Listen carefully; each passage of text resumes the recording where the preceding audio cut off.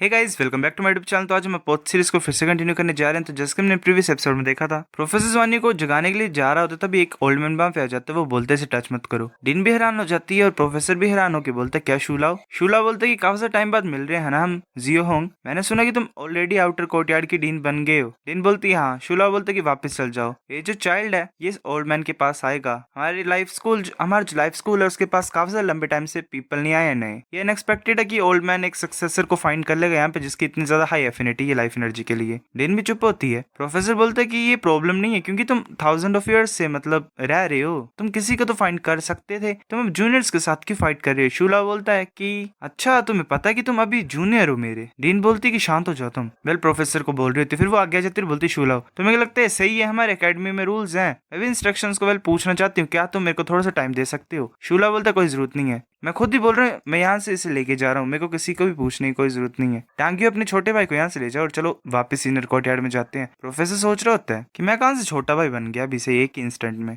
तभी एक इंसान वहां पे आ जाता है। पहले एनर्जी का पिलर ही शो हो रहा होता है। वो बोलते शूला वेट करो। डीन बोलती टीचर। शूला बोलता है अच्छा।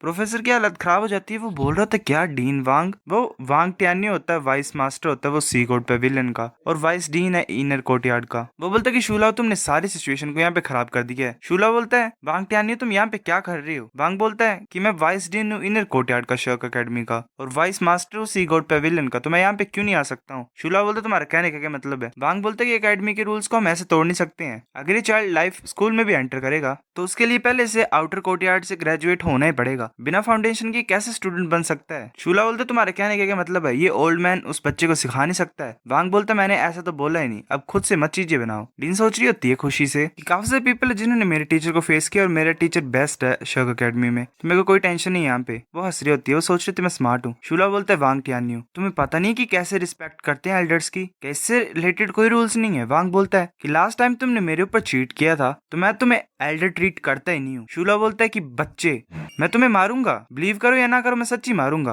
फाइट बैक करने की कोशिश करना फिर, अगर दम है तुम्हारे अंदर तो। वांग बोलते कि बेमतलब की चीजें करने की तुम्हें कोई जरूरत नहीं, तुम एल्डर हो, तुम्हें डर नहीं है तुम्हारे डिजीजेस का। शूला को गुस्सा चढ़ता और बोलता है कि तुम देख सकते हो मैंने कितना ज्यादा हार्ड वर्क किया 1000 साल से, पर तुम एक इंसान को मेरे को दे सकते हो जिसे मैं चाहता हूँ। मैं सी गॉड पेविलियन की मीटिंग को ओपन करना चाहता हूँ। वांग टैन्यू वेट करो मेरे लिए। वो फिर वहां से गायब हो जाता है। टैन्यू वहीं पे होता है। वो बोलता है कि टीचर वांग वेल वो बात ये थी। वांग बोलता है यहाँ से दफा हो जाओ। वो भी वहां से चल जाता है। वांग बोलता है कि ये कुछ ज्यादा जल्दी नहीं होगा, वो ओल्ड थीफ कुछ ज्यादा ही फास्ट था इस तरीके में। फिजिकल एग्जामिनेशन के बाद लाइफ एनर्जी एफिनिटी को ऐड किया जाता है, तुमने उस चीज का वेट क्यों नहीं किया और जाना क्यों नहीं उसे। डीन बोलती मुझे माफ कर दे मेरी गलती थी। वांग बोलता है कि भूल जाओ इसे, ये इतनी ज्यादा बड़ी प्रॉब्लम नहीं है, किसी की भी हिम्मत नहीं होगी उसे ले जाने के लिए।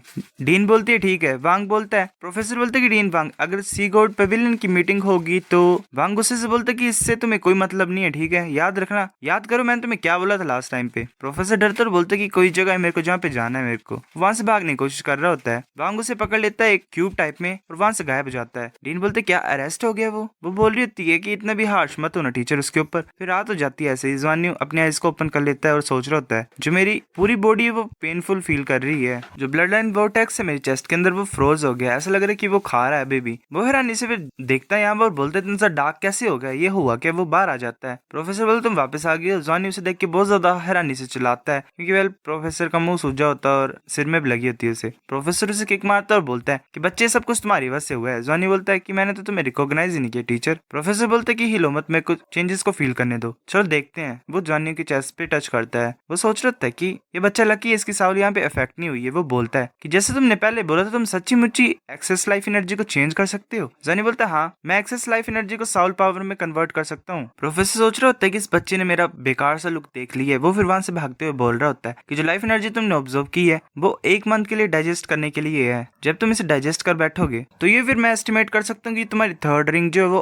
तुम्हें मिल जाएगी। तो बाय यहाँ से। जवानी उसे देख रहा होता जाते हुए और सोच रहा होता क्या हुआ है, किसने टीचर को इतनी बुरी तरह मारा है। उन्होंने ऐसा बोला कि उन्हें मेरी वजह से मार पड़ी है। देखने से बुरा भी लग रहा है, ये ऐसा लग रहा है शायद कि टीचर की कॉम्बैट स्किल इतनी भी ज्यादा स्ट्रॉन्ग नहीं है। फिर ऐसे सेम टाइप पे क्वानली 36 आवर्स के लिए ऐसे नील कर रहा था। वो सेवरल टाइम ग्राउंड में ऐसे गिर गया था, पर वो अपनी कॉन्शियसनेस को कंट्रोल कर रहा है। वेल बेहोश होने से अपने आप को रोक रहा है। डीन भी नहीं सोई थी जरा भी। वो अपने ऐसे सोफा सोफा पे बैठी रही। वो सोच रही होती है कि मैंने सोचा कि ये लिटिल फैट बॉय जो है उसकी वीक पावर है, तो मैं इस अपॉर्चुनिटी को लेना चाहती थी इसे मारने के लिए, पर मैंने एक्सपेक्ट नहीं किया था कि ये इतना ज्यादा लंबे टाइम तक बैठा रहेगा। डीन बोलते ठीक है। तभी क्वानली वहीं पे बेहोश हो जाता है। डीन जोर से चलाते हुए बोलते फैटी। वो सोच रही होती है कि वेल इसकी सी ऑफ स्पिरिचुअल में कोलैप्स के साइन है। वो एक एलिक्सर की बोतल को निकाल लेती है और क्वानली के मुंह को ओपन करती है और उसे पिला देती है। डीन सोच रही होती है कि मेरे को गुस्सा नहीं होना चाहिए था, मेरे को किसी और इंसान का गुस्सा इसके ऊपर नहीं निकालना चाहिए था, ये मेरी गलती है सारी। फिर ऐसे सेकंड डे ऑफ स्कूल का मशीन दिखाई देता है। एक पर्सन आता है वहां पे, बोलते जाए बोलते कि क्वानली आज भी नहीं आएगा, किसी ने लीव मांगी है उसके लिए। लुफेंग बोलते क्या फैटी ने दोबारा लीव मांगी है? जाए बोलता है फिर कि जो आफ्टरनून है उसमें स्टिमुलेशन कैबिन कॉम्बैट क्लास है, तुम लॉग इन कर सकते हो अपने न्यू अकाउंट के साथ जो कि तुम्हारा स्कूल का अकाउंट है, और तुम्हें जितनी भी परमिशन है वो वेल अडल्ट वाली मिल जाएंगी। वेल ये अब सभी एरियाज में घूम सकते हैं। एक बच्चा बोलता है क्या? साय बोलता है कि नेक्स्ट वीक में तुम डावलो कॉइन को शर्क बैजेस के साथ एक्सचेंज कर सकते हो। वेल डावलो कॉइन वो जो वर्ल्ड में मिलते हैं उसमें, और बात यह है कि जो एक्सचेंज रेशियो होगी वो ये होगी कि 1000 डावलो कॉइन से एक बैज मिलेगा तुम्हें व्हाइट, 15 डावलो कॉइन से तुम्हें एक येलो बैज मिलेगा, और जो एक्सचेंज पर्पल बैज के लिए वो भी ओपन ही हुआ है। जानी सोच रहा था एक वीक मैं ऐसा क्या कर सकता हूँ जिससे मैं ज्यादा डावलो कॉइन्स को अर्न कर सकूं और जिससे मैं फिर शर्क बैजेस को एक्सचेंज कर सकूं। तभी जॉनी को कोई आवाज डालता है। जॉनी बोलता क्या हुआ? मैंक्विन होती है वो बोलती कि मुझे पता है एक प्लेस जहाँ पे हम ज्यादा कॉइन्स कमा सकते हैं डावलो वर्ल्ड में, तुम साथ में आना चाहते हो क्या वहाँ पे बाद में? जॉनी बोलता ठीक है, मुझे क्या करना है? मैंक्विन बोलती कि तुम कमांड ही करोगे और क्या ही कर सकते हो जितनी की तुम्हारी सॉल पावर है उससे। जॉनी को काफी ज्यादा गुस्सा चढ़ता है और बोलता है श्योर मैं 30% लूंगा, ठीक है, और बाकी का शेयर तुम्हारा होगा। मैंक्विन बोलती है कि क्या दोबारा? सभी को इक्वली मिलेगा, ठीक है, ज्यादा नहीं देंगे हम। जॉनी बोलते ठीक है मैं नहीं आऊंगा तुम्हारे साथ, जैसे करना तुम करो। तभी योहानन वहां पे आ जाता है और बोलते है ब्रदर जोआनियो चलो साथ में चलते हैं। जॉनी बोलते ठीक है हम डावलो वर्ल्ड में लॉग इन करेंगे वेल आफ्टरनून को साथ में ही। मैंक्विन और क्वानली भी उसकी तरफ देख रहे होते हैं हैरानी से। योहानन बोलते कि चलो रास्तों को फाइंड करते जिससे हम ज्यादा पैसे कमा सकते हैं। जॉनी वैसे जाते हुए सोच रहा होता है कि पहले सिंपली शायद हमें सिर्फ सॉल फाइट करनी है, उससे हमें रिवॉर्ड्स मिलेंगे और हम बेट भी कर सकते हैं खुद के ऊपर, तो वो आसान ही हो जाएगा या फिर किसी और के ऊपर। क्वानक्यू बहुत सैड होती है उनको ऐसे जाते हुए देख के। मैंक्विन बोलती है क्यूनन तुमने मेरे बिजनेस को यहाँ पे रोप कर लिया है, चलो क्वानक्यू यहाँ से चलते हैं, हम अगर साथ में होंगे तो हम भी इनविंसिबल डुओ हैं। योहानन बोलता है जॉनी को कि वेल जितने ज्यादा लोग होंगे उतना ज्यादा हायर अटेंशन मिलेगा हमें और उतने ज्यादा रिवॉर्ड्स मिलेंगे। ये लोग इतने ज्यादा मतलब तुम